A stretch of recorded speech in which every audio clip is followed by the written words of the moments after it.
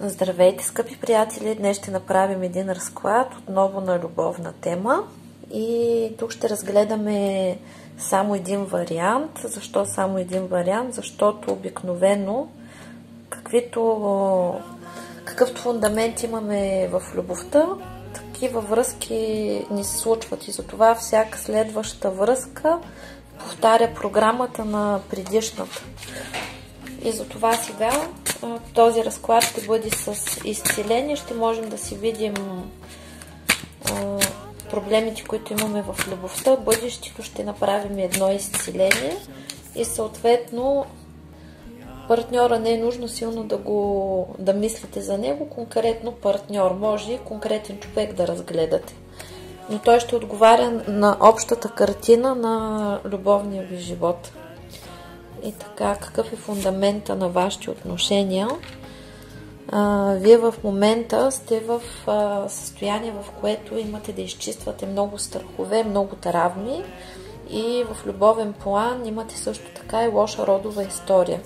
Тъй като тук тази карта си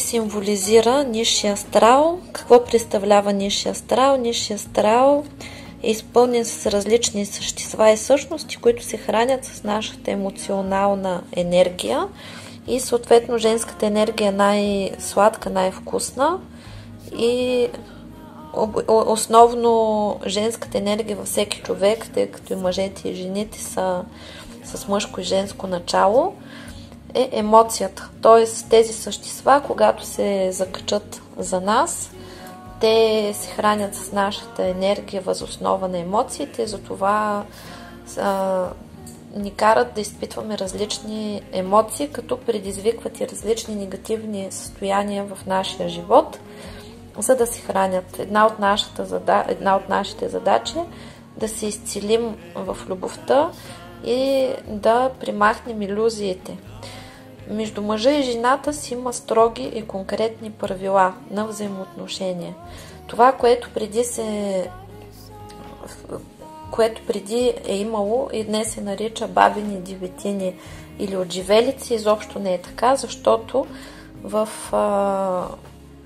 енергийната структура на човек всичко си функционира така, както е функционирало и преди 100 години, преди 200 и преди 300.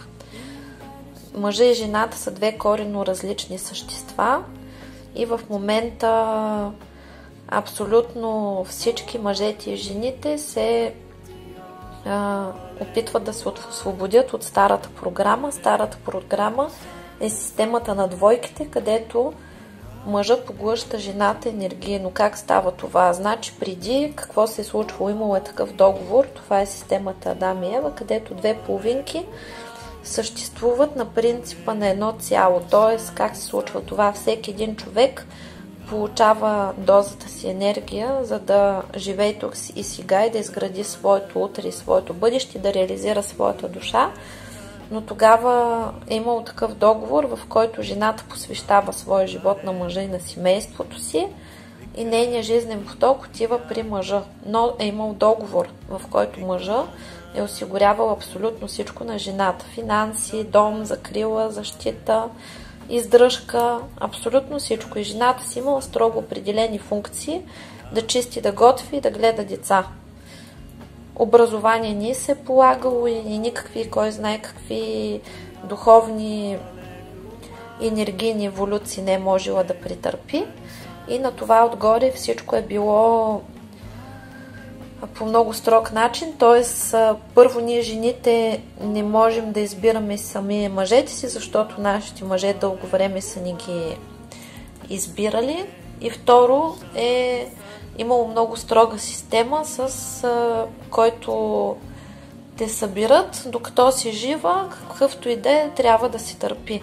Съответно, генетично, жените са склонни първият партньор, с който започнат да излизат и им е симпатичен, да го таксуват като бъдещия си мъж.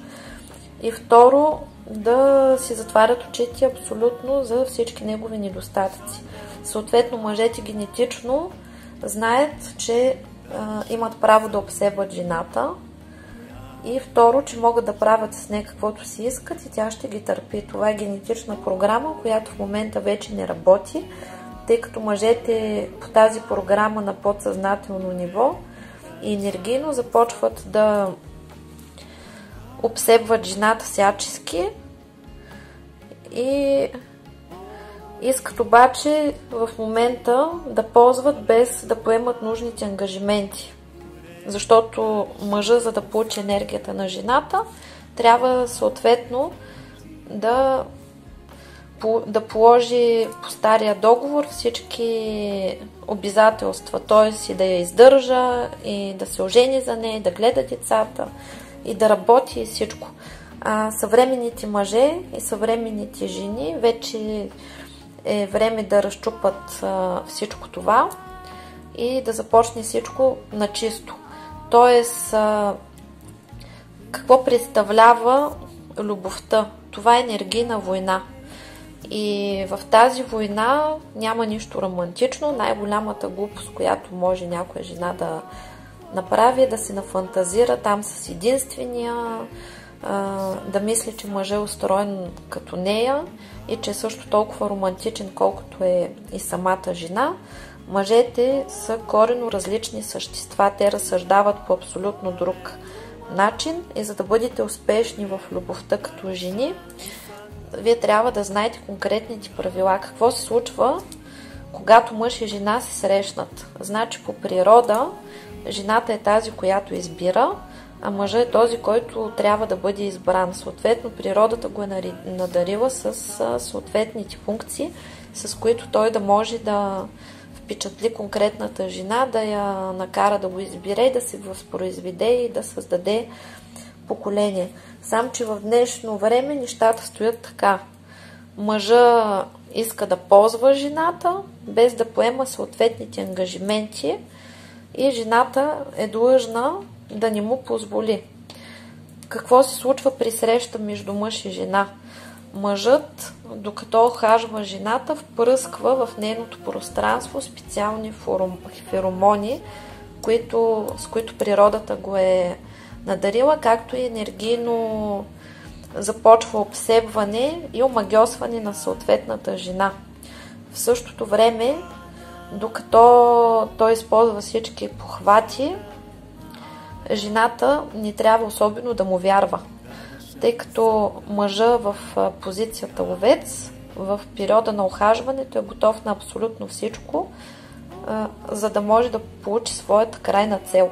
Тоест, по време на охажването вие може да чувате абсолютно всякакви обещания, абсолютно всякакви гаранции за бъдещи разкази, как вие сте майката на децата му, сбъдната на мечта, къде си била ти до сега и всякакви подобни глупости, на които жената не бива да вярва. Тъй като в природата жената е словото, а мъжа е действието. Разбирате ли? Мъжа не бива да бъде оценян по думите си, мъжа трябва да бъде оценяван от действията си. Всички тези любовни песни ние ги виждаме и в природата, където мъжкия ходи чоролика около женската, котараците мялкат, пеят. Абсолютно в природата всичко е едно и също с цел омагьосване на жената. Тоест жената, за да бъде успешна, не бива особено да вярва на мъжа, тъй като в момента, в който жената поддаде, мъжа прави различни тестове, за да може да провери дали успешно е покорил самата жена и може примерно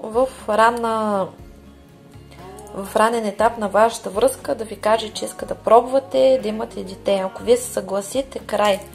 Тоест той фиксира колко сте луда по него, колко ви е покорил и ако вие без той да се е потрудил, без той да ви е заслужил, се съгласявате на абсолютно всичко прекалено лесно, вие набързо му ставате безинтересна, защото за мъжа вие вече сте пленена и покорена територия, която вече не е толкова интересна. Единственото, което може да направи, е да продължи да издевателства върху вас. В любовната игра има различни похвати. Най-големия похват е шока. Какви са класическите поведенчески модели на мъжа? В началото да е много напорист и горещ, и после да започне да изчезва, или както рязко е много влюбен уж и много добре се държи, много сериозни заявки дава, изведнъж да ви съобщи, че не е готов на сериозни отношения, че иска да бъде сам и да се дръпне назад. Тук това е специална психологическа енергийна клопка, чрез която мъжът се опитва да ви накара да го подгоните. Когато си имате работа с подобна ситуация, вашата задача трябва да бъде пасивна. И въобще в любовта жената не бива особено да се впечатлява от нито една мъжка приказка и от нито едно мъжко изпълнение, като появил се изчезнал и прочее. Нашата задача е да сме пасивни, да се занимаваме с себе си, да си имаме различни планове, да си имаме хобита и да сме щастливи. И вниманието да бъде разпръснато между повече от един екземпляр. И когато влизаме в любовната игра, нашата задача е да бъдем пасивни и да изискваме не само да ни се говори, а и конкретни действия. И да оценяме съответния човек по действия. Когато жената е пасивна и не се напряга по никакъв начин за мъжа, тогава тя не успява да се влюби, защото жената се влюбва докато обгрижва мъжа, докато полага някакви усилия. Съответно, на нас ни са дадени майчини чувства, емоции и сме склонни да обичаме в аванс, преди да са ни заслужили, и затова не бива абсолютно никакви усилия и грижи да полагаме в началото на връзката. Докато който полага усилия, той се влюбва, затова мъжът трябва да бъде стимулиран към действие. Ако имате насреща си мъж, който е пасивен, който се опитва да ви завърти, да го подгоните, вашата цел е в този момент да го поставите в графата приятели, защото вие отсреща виждате мъж, който влиза в ролята на женската енергия, чупи джучки и пръщите и краченца като принцеска и иска вие да влезете в ролята на принца. А когато вие влезете в ролята на принца, ви се гарантират страданията, гарантира ви се, че ще влезете в ролята на просяк и ще страдате. А когато мъжа се изживява като принцеска, го пишете в ролята на приятел, защото ви по принцип нямате на среща си мъж, а имате приятелка. И можете спокойно да се занимавате с него, да говорите за червила, за макияжи, за рокли. Той ще ви бъде много по-полезен, отколкото като мъж, като приятелка. Когато подходите по този начин, се иска известно търпение, защото мъжа не иска по някое време ще влезе в мъжката енергия. Разбирате ли?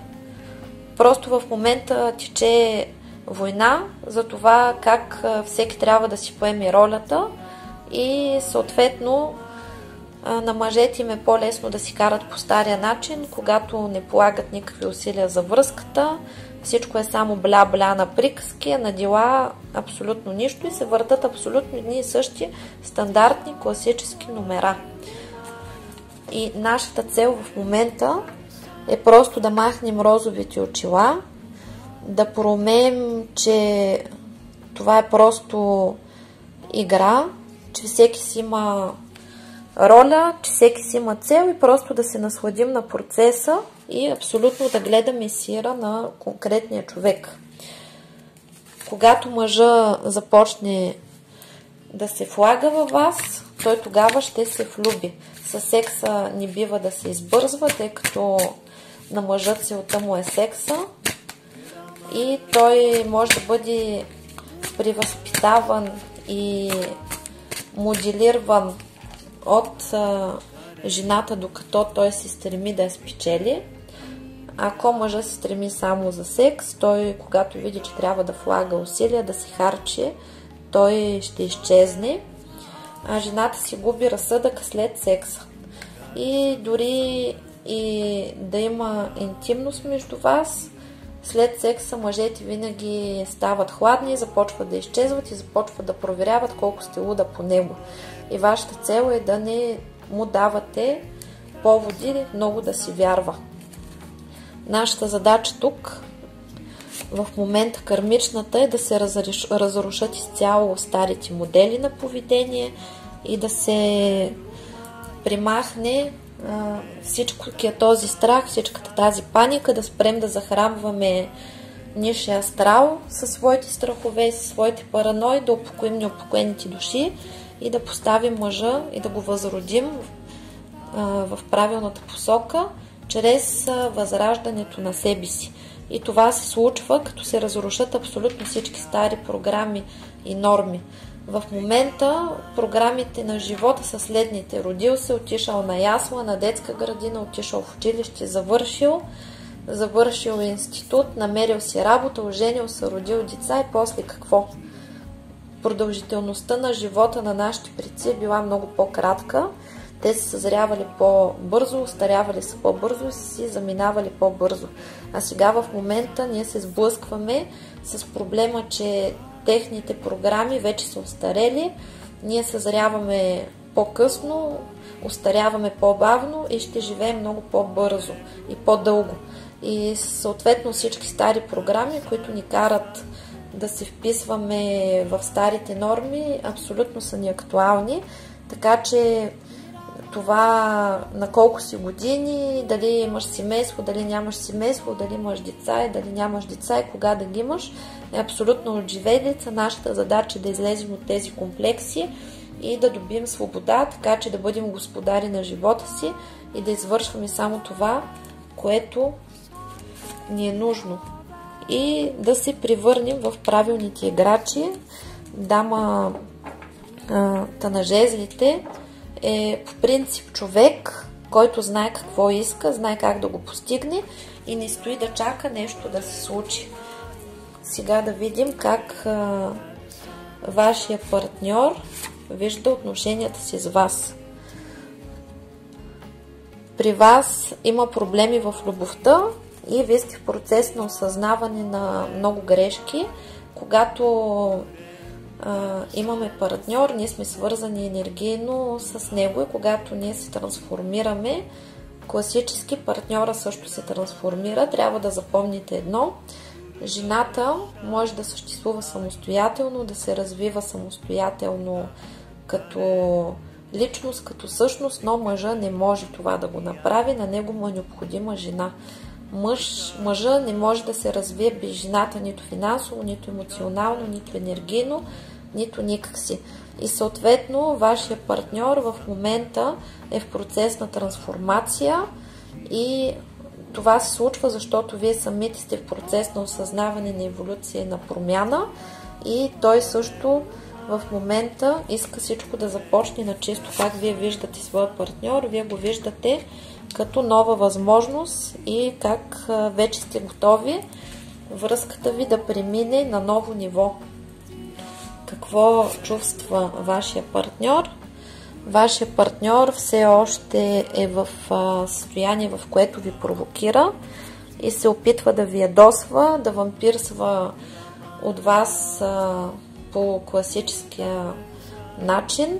Тук няма значение дали сте мъж или жена, тъй като в любовта, там където има система за половинките, когато се срещнат две половинки, по-силната, по-стабилната, по-цялостната, егоистична половинка, тя поглъща другата и тогава се започва класическия стандартен пример за кражбата на енергия. Нали, процента мъже, зависими от жени, е много по-малък. Той е 1% на базата на другите, но при мен има такива мъже и този разклад също се касае за тях. Те разглеждат своя партньор тук. И тук се забелязва енергийна емоционална провокация от вашия партньор, който се опитва да ви върне в старата схема, в стария ритъм на вашите отношения, чрез които той извършва различни провокационни действия, вие се ядосвате, вие реагирате емоционално, той се чувства обичан. Тук може да има мълчание, може човека да се прави на недостъпен, да се опитва да ви завърти, да го подгоните и се намира в такова състояние, в което може и да ви отблъсква или да се прави на незаинтересован от вас. Затова вашата задача е да задържите темпото, да бъдете малко по-търпеливи, да не се поддавате основно на емоции, на страхове, на различните провокации, през които вашия партньор се опитва да ви накара да действате по стария начин, за да го доведете по новия начин. Да, той също е готов на трансформация и в момента вие го стимулирате към трансформация, обаче се иска още работа. Вашия партньор в момента е в период, в който той чувства, че трябва да се променят нещата, вижда, че има нужда от вас. Това е период на осъзнаване. Вие трябва да го оставите вие трябва да оставите това нещо да се случи, без да насилвате. Затова в момента може между вас да има пауза, но това е периода, в който човека трябва да съзрее и да бъде готов за следващите крачки. Какво чувствате вие? Вие все още сте в състояние, в което изпитвате нужда да се борите. Това е стара програма. Изпитвате инстинкта да действате, да вземете нещата в свои ръце. В същото време имате вътрешен гняв. Защо точно така се случва? Защо на мен и защо този човек продължава да не може да се определи кой съм аз в неговия живот и да вземе конкретните решения, но това пак е в периода на изчистване. Вашата задача е да се научите да се отпуснете и да дръпнете обратно енергията си върху себе си. Тогава абсолютно всичко ще се реши от само себе си. Разбирате ли? Този проблем вече е решен. Вие не трябва да го решавате, придавате го на висшите сили, се вземате със себе си и вашата задача е не да се фиксирате върху конкретен обект, защото всеки в любовта има две роли. На преследващ и на бягащ. Ако вие сте човек, който иска да получи място в живота на друг човек, то тогава другия човек съответно ще бяга и ще ви го отказва. Защото особено ако вие сте жена, ако сте мъж, тук се иска малко повече тактичност и малко повече изчакване и да продължите да действате, да бъдете разбрани, да демонстрирате на вашата половинка жена, че сте сигурни, да си поставяте различни материални цели, които да постигате и да доказвате с дела и на своята партньорка, че вие сте най-добрият вариант за нея. В същото време е хубаво и материално израствате, да използвате импулса и енергията, която ви е дадена тук в тази ситуация, за да можете да реализирате и развиете себе си. И да излезете от тази половинчатост и да добиете цялостност. Ако сте жена, абсолютно никакви действия не бива да предприемате спрямо своя партньор. Вашата задача е да се занимавате със себе си. Ако той се появи, да се държите приятелски с него, дори да живеете с него, вашата задача е да не му обръщате никакво внимание на провокациите, които прави. Дори и да ви повтаря някакви стари неща, му се усмихвате и се занимавате със своите неща. Просто, когато се завърти една схема, това е програма, се иска време, докато тя се промени. Вижте какво съвпадение. И двамата се намирате в трансформация, само че мъжа се опитва да ви манипулира, нали, този партньор се опитва да ви манипулира, за да играете по неговата схема. Вие сте човек, който отключва изобилието на цялата Вселена, чисти се и дърпа нови потоци и решава абсолютно всички проблеми, но го прави само на енергийно ниво. На никакво физическо действие тук не се изисква да правите, ако сте жена. Я да видим каква е кармичната задача, която имате.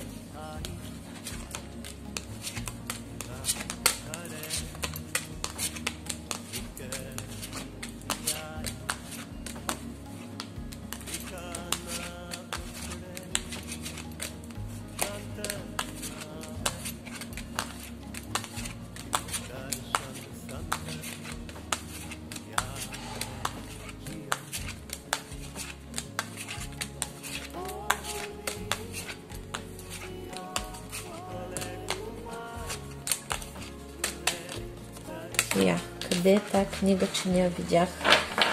Сега ще повторим. Каква ви е кармичната задача с вашия партньор?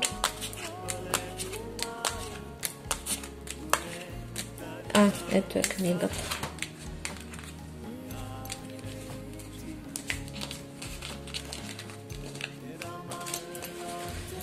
И отново се връщаме на същото. Значи, кармичната задача в любовта е да имате правилен съюз, като самостоятелни индивиди, без да се обсебвате и всеки един да може да си върши работата. При много от вас има венци на безбрачие, които трябва да се изчистят. Те в момента вече са в процес на изчистване. Какви още кармични задачи?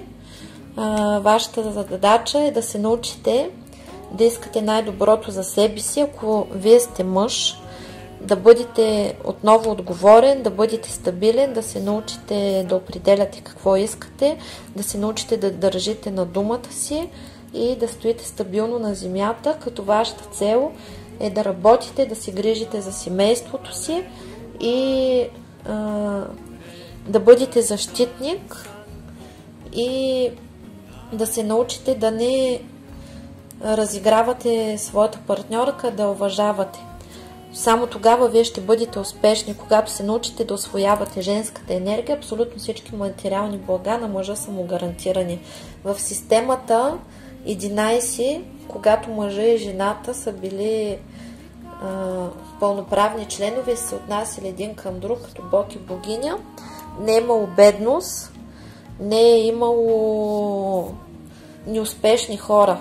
Всички са били щастливи, всеки е бил успешен в това, в което се занимава. За жените е важно да се научат да не бързат, да се научат да избират най-доброто за себе си, да не се обсебват от мъжа и да му позволят той да извършва своите мъжки функции, да се грижи за тях, да бъде стабилен, като тяхната задача е да го проверяват и да имат изисквания. Женското искам разширява мъжкото мога. Всеки един от вас трябва да се научи да играе своята роля. Тук какво виждаме? Слънцето и луната, мъжките и женските енергии. Слънцето е мъжа, луната е жената. И съответно тук кармично от нас се изисква да възстановим правилната функция между мъжете и жените, правилния поток на енергиите и правилната позиция, като за целта трябва да се изчистим родовите истории и да се научим да бъдем в хармония с правилните потоци на мъжката и на женската енергия, да получим баланс. И тогава вече ще можем да се радваме на стабилни и хубави отношения. Благодарим. Така, сега да видим как вашия партньор вижда връзката си с вас.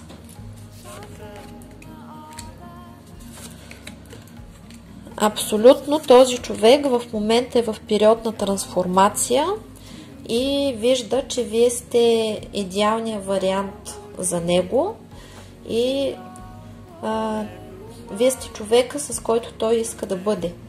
В момента се изчистват абсолютно всички прегради, блокажи и препятствия, за да може вие да сте заедно по сериозен начин. Значи, като видим общо, вашия партньор се стреми да бъде с вас, но има различни препятствия, за да станат сериозни тези отношения. Какви са тези препятствия? Тези препятствия се махат, каквито и да са, от висшите сили. Изчистват всички блокажи, прегради, препятствия и негативни въздействия във всички сфери и аспекти на вашия живот и живота на вашия партньор. Отварят ви се на двамата пътищата на любов, здраве, щастие, късмет, финансов просперитет, семейно щастие. Какво чувства какво мисли вашия партньор за вас? Абсолютно този човек иска има много силно сексуално желание към вас, но той самият е доста завършен егоист, умее да се грижи много добре за себе си. Винаги, когато нещо се случва между вас двамата, той умее да поема, да издърпва одеялците обратно към себе си, винаги е в изгодна позиция. И от вас иска да бъдете малко по-егоистични, от вас иска да бъдете по-самостоятелни, иска да бъдете умствено предизвикателство. Той знае по принцип, че вие това нещо го можете и затова неговото поведение към вас е провокиращо, когато вие станете прекалено угаждащ и прекалено зависим от него човек. Абсолютно никой човек не обича да поема отговорност за щастието на друг човек. И когато прекалено бързо се развиват нещата, на всеки човек му е страшно, тъй като когато хората не се познават много добре, няма как да се говори за много сериозни неща. Принципа на щастливата любов и въобще на щастливия живот е да живеем тук и сега, да не бързаме за никъде и да можем да се опознаваме. Ако сте мъж, вашата жена иска да бъдете по-активни, да бъдете по-стабилни, да бъдете по-дейни и да давате малко повече гаранция за бъдещето, да обгрижвате повече, да има повече физически действия, като срещи, ухажване, излизане и прекарване на времето заедно.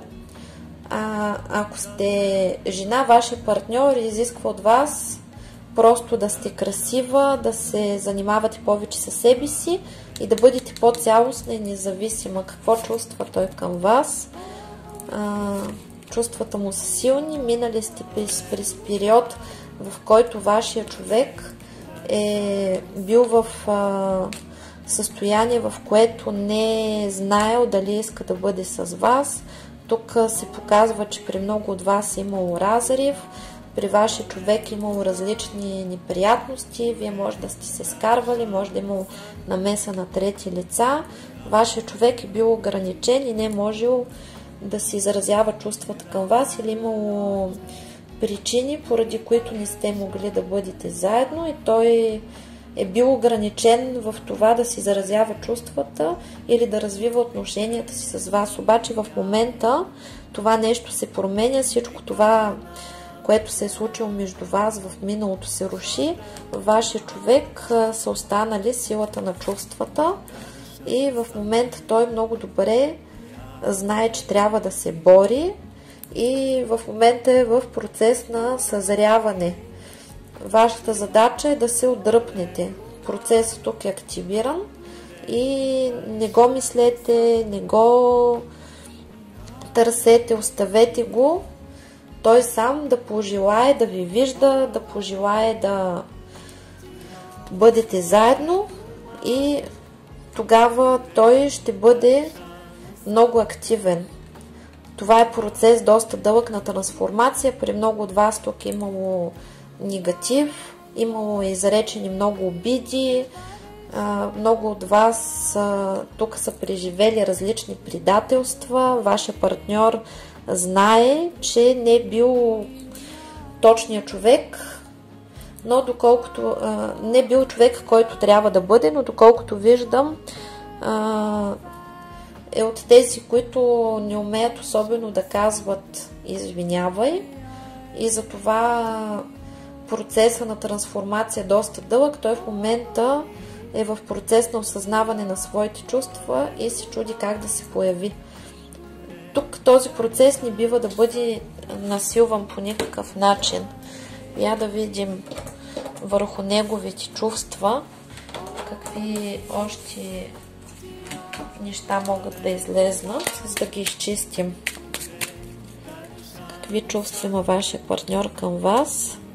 Тук между вас е произтекла битка, при вашия човек е произтекла обратка. Тоест, за това, че той не е постъпил правилно с вас, живота го е завъртял така, че е в процес, в който се опарил, и в процес на осъзнаване, и знае много добре, че няма по-добър вариант от вас за него. В момента е в процес, в който той възкръсва, много добре знае, че е виновен. Все още му е много тежко, за да се трансформира и да поеме отговорности. Знае много добре, че сте му по съдба. Този човек по принцип е свикнал да си живее както си иска, с противоположния пол е свикнал доста да си играе, и когато е започнал отношенията с вас, неговата мисъл е била, че тези отношения са временни. Само че нещата са се завъртяли така, че са станали постоянни, и тук определено си има любов, и вашия човек, много тук от мъжете, много тук от вашите партньори ги е страх от скандали, страх ги е как ще реагирате, дали няма да го изгоните, когато той се появи. Сега в момента е в процес, в който се учи, че в една връзка не може само да се взима, а трябва да се дава. И при много тук има ситуацията нарцис, човек, който не е свикнал да се грижи за друг, освен за себе си. Му е много сложно да поеме отговорност за друг човек, като енергийно, като абсолютно всичко. И в неговата глава страхът от обвързване е произтекал от това, че си е помислил, че искате прекалено много от него. Затова е хубаво, когато влизате в любовни отношения, човек да е независим и да се оправя самичък, и присъствието, отсъствието на някой човек да не играе голяма роля в щастието на конкретния човек. Защото виждате реално какво се случва. Идва във вашия живот един човек, вие сте щастливи, той решава да изчезне, вие сте нещастни и рухвате. Това не е любов, това са емоционални привързаности, и затова, когато вие изпадате в емоционална привързаност, тук това се е случило, човека се е оплашил. Какви планове има за вас? Но в момента е в процес на трансформация, осъзнава си ценностите, осъзнава принципите на живота. Доколкото виждам, някои са пробвали и другаде, опарили са се и са в процес на осъзнаване, че вие сте най-добрият вариант за тях. Какви са му плановете? Плановете са да се появи, да се опита да започнете всичко на чисто, като този път ще се опитва да преодолява страховете си, и този път ще планира, когато се появи, нещата да са по-сериозни, обаче този човек планира да действа бавно. А как реално ще действа? Ще се появи, ще се опитва да ви показва, че се е променил, че е израснал, ще иска да започнат нещата на чисто, ще показва, че се е стабилизирал, че е станал по-сериозен, може да ви се хвали с различни постижения в работата си, в материалния свят и естествено ще се опитва да ви завърти, така че да възстанови обратно отношенията и тук ще се опита да ви накара да бъдете активни отново и вашата задача, ако сте жена, е да не тръгвате да тичате отново след него, а да се въздържите и да действате лекичка по лекичка и да го оставите сам да ви завоюва наново. Ако сте мъж, вашата задача е да показвате, че сте се стабилизирал, да не... и за двата пола е да не изпадате в старите скандали, да не ревнувате и да не действате по начина, по който преди нещата са се случвали в негативен аспект, когато вашия партньор ви е провокирал да изпадате в скандали. И тук имате един проблем вие и вашия партньор. Сега ще ви отваряме и двамата, защото Вселената дава, вие не умеете да получавате. Отварям душата ви за изобилието на цялата Вселена. Не искахте много кандардисване. Всички ключове за успех и за изобилие са ви дадени и сега в момента започвате да израствате. Сега сте такива малки и започвате да ставате големи.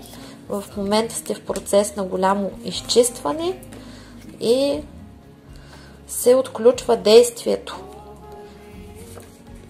и изобилието и радостта. Така че вие, вашия партньор, да можете да се забавлявате, да се радвате и да се наслаждавате на играта на любовта. И от днес нататък живота ви ще протече в изпълнението на Божията воля и на силата на вашата душа. Амин, амин, амин. Благодарим. И какво е бъдещето на тази връзка? Цяло, какво мислят висшите сили? Тази връзка в момента е в трансформация. Вие сте в много дълбока трансформация, вашия партньор също. В момента се изчиствате от всякакви страхове, от всякакви обиди и от всякакъв негатив. Учите се да не воювате и да не наранявате, да не се наранявате един друг. Учите се да се радвате на изобилието на Вселената, да знаете, че не бива да се фиксирате върху конкретен човек и да се обсебвате един друг, че има свобода, че има разнообразие, че има избор и се учите да си знаете цената и да отстоявате себе си. И тук в тази връзка, след трансформацията, която премине, ще има ново начало, като вашия партньор отново ще се появи, ще се опита да ви завърти в старата схема. И тук вашата задача е да не се поддадете на старите обиди, на старите страхове, да не се нагърбите изцяло отново с цялото действие на връзката и да оставите любовта да победи.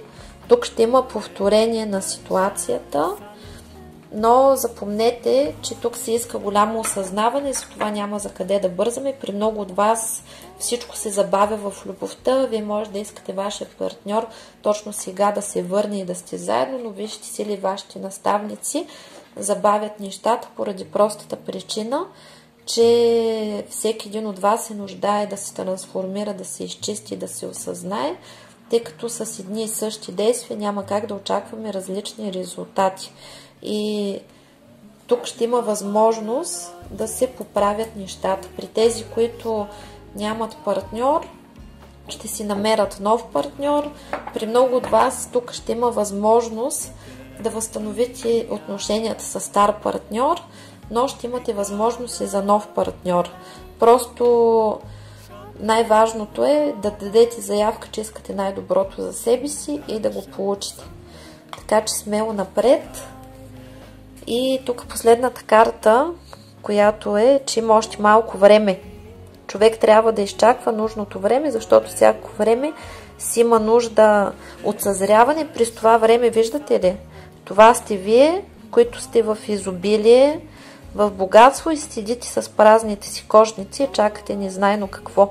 Това е задачата, да се научите да не чакате никой нищо и да не си губите времето, да си знаете цената и абсолютно всичко във вашия живот влиза в равновесие, в щастие и в момента се коригира вашата родова история, вашата съдба и се отключва колелото на живота в правилна посока, като забележете, тук има часовник. Всяко нещо се случва в правилното време. Той компас и в правилната посока се завърта.